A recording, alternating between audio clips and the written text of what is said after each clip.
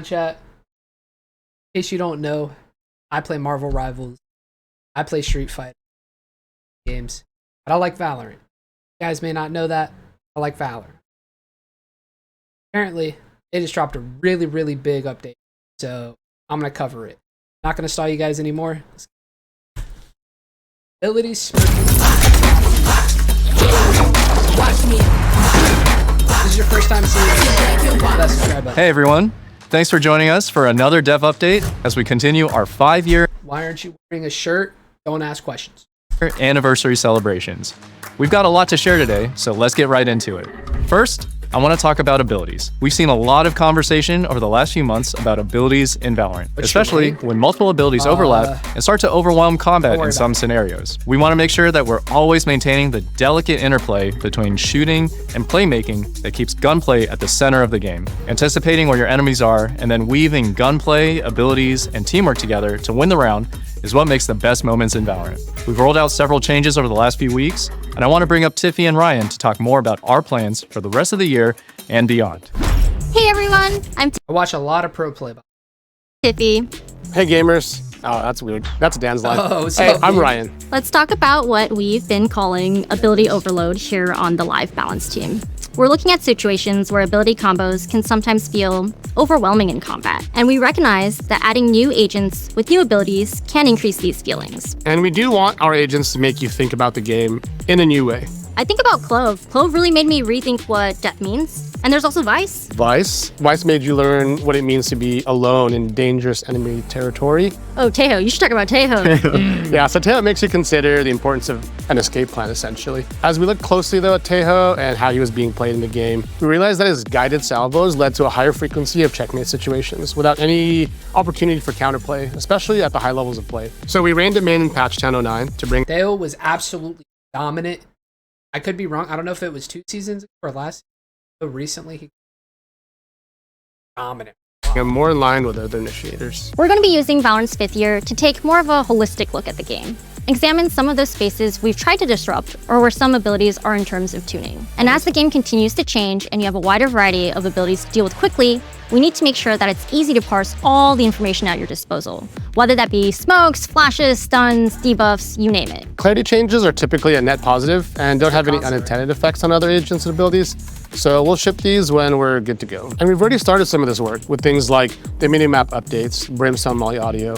You might have seen the Raises explosion visuals being updated. And there's visual tells for health states of Deadlock's barrier mesh as well. And overall, we believe that the game... And there's visual tells for health states of Deadlock's barrier mesh as well. And overall, we believe that the gameplay and balance are in a healthy state. Right. We take a look at agents, maps, and weapons just to see where they are in terms of presence in the meta, overall strength, and their sentiment across ranks. These are just a handful of the key indicators that we track to make sure that there's no outliers that we need to take a second look at. And of course, most importantly, we monitor how Valorant is actually being played with all of your feedback. So make sure to fill out those surveys you get in the client too. We're also confident that the changes Do you guys fill out the surveys? we're making now and some things that we're exploring for the end of the year will ensure that we're maintaining Val's core balance between gunplay and abilities. No spoilers though.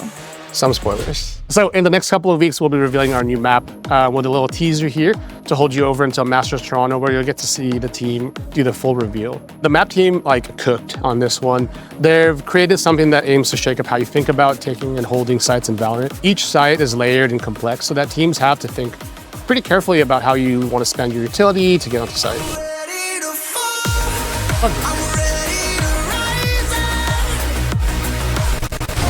That's enough. Anyways, I think Steven has just more fun. That was a map, right? It's a map. Hold on. Poor Phoenix.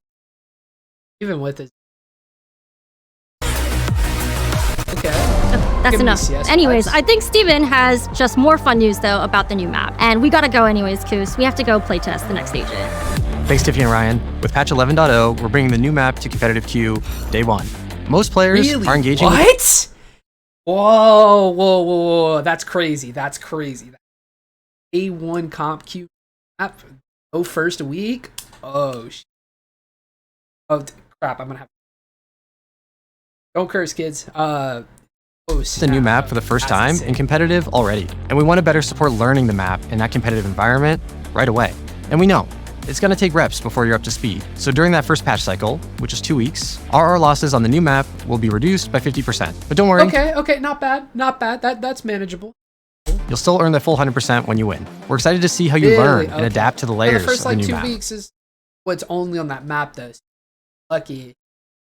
But I mean, that's fair. We want you to feel more comfortable jumping in, be able to learn as a community, and maybe dodge a bit less too. Next up, we're starting the conversation around a topic we've heard a lot about: Icebox sucks. smurfing. And that word is loaded. It's not a one-size-fits-all descriptor of the behavior that we see. Some players are dialed in for the night, and they're just performing well for their rank. Others are new or returning and in the process of ranking up. But some have deranked with the intent to stomp, or are playing at lower ranks on accounts that they didn't level themselves. And that's an issue, so here's what's coming.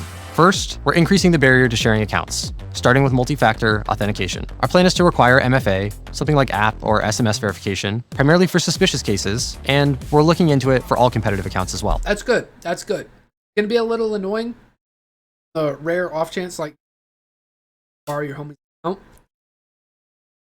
But they're immortal players. They're Smurfs. I ain't gonna lie. Sometimes help this out.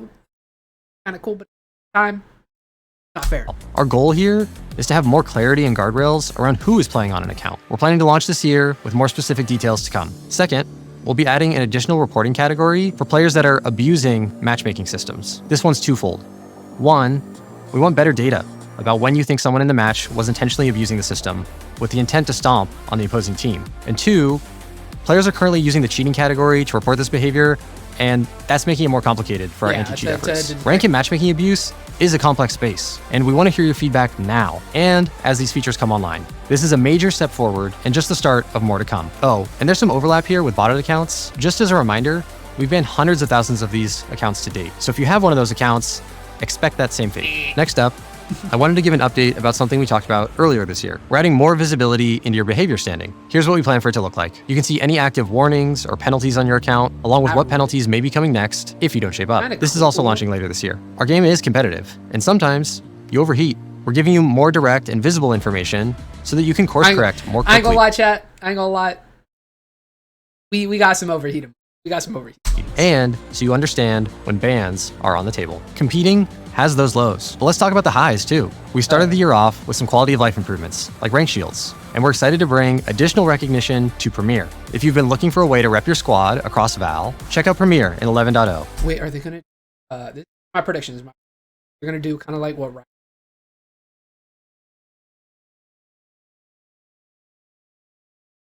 That'd be fire.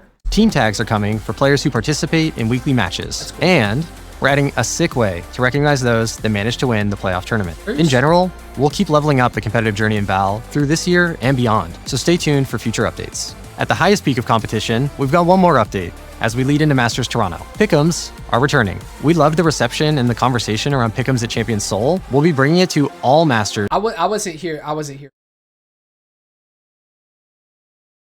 I don't know what this is. This is all new to me. That they already talked about, and I'm like, and Champions events from here out. For a different peek into our perspective on what's next for esports, I'll hand it over to Leo. Thanks, Steven. Hey folks, Leo here on behalf of the VCT team. When we originally designed our sport with all of its pieces, challengers, game changes, international leagues, global events, we made a number of choices focused on delivering highly impactful moments, stability for top teams and players, and a viable path to pro. These choices have paid off, and in the past few years have helped Valorant grow into one of the largest esports on the planet. Now, we want to build on that success, evolve what's working, adjust what's not, and set the stage for the next era of the VCT. The first cycle of team partnerships concludes at the end of next year, giving us a unique opportunity to make larger changes at the start of 2027. As always, we want to build the sport together with you. So I want to share what we're thinking. That's cool. As planning kicks off. There are three things we're aiming to accomplish. The first goal is more openness. While partnership will remain a key component of our design, we want the VCT to be a bit more open, better bridging the gap between Tier 1 and Tier 2, between professional and community tournaments, and giving more teams the opportunity to compete at bigger stages. The second goal, growing, and I'm here. I love it. It's more flexibility. We want to design a system that gives us a wider variety of competitions, formats, and event locations around the globe. I remember when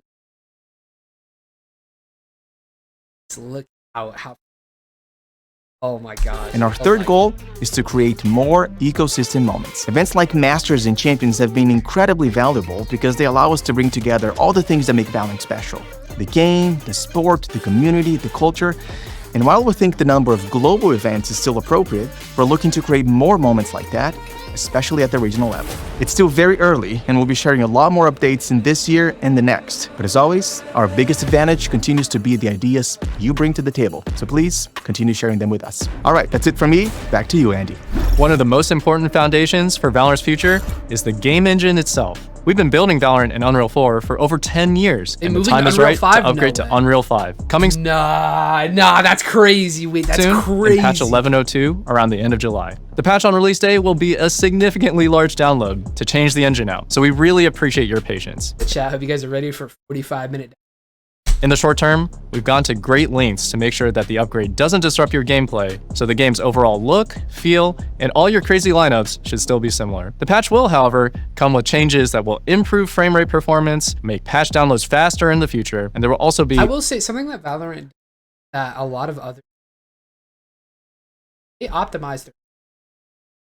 So this is going to be... Okay. I mean, I'm hype. I'm hype, bro. A special gun buddy to commemorate the occasion for everybody that logs in while the 11.02 patch is still live. Over the long term, bringing Val... Oh my gosh, we got gun. Everyone who had a gun buddy before... onto Unreal 5 will enable a whole host of new possibilities, and we can't wait for you to see where we're going in the years ahead. Okay, finally, let's talk about replays. Replays have been a long time coming. Yo, I can't tell you how many times I would be chilling, scrolling on a Valorant post, 500. So I think we can chill on the replay. And we are happy to confirm that they'll be going live on PC with patch 11.06 in September, and coming to console a bit later this year. The launch version will enable you to analyze your recently played games on the live patch, starting with your competitive games, and we'll be looking into other modes over time. Do you think you can spectate other people? That's the... Like you can, like, kind of like Rivals, where you don't know yet.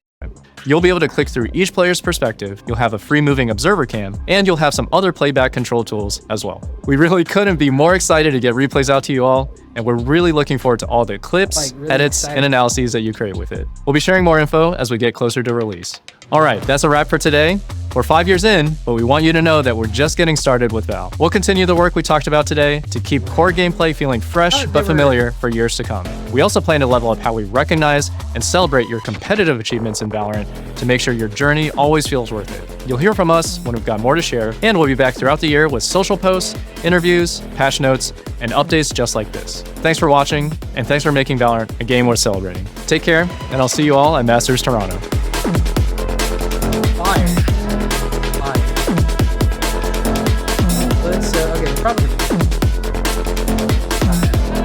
That's fire. Let me know what you guys think of that. Comment below. I actually haven't seen the music video yet. Love their music. Watch this. Thanks for tuning in, Outlaw Squad. If you're new here, whether we win, lose, go down fighting,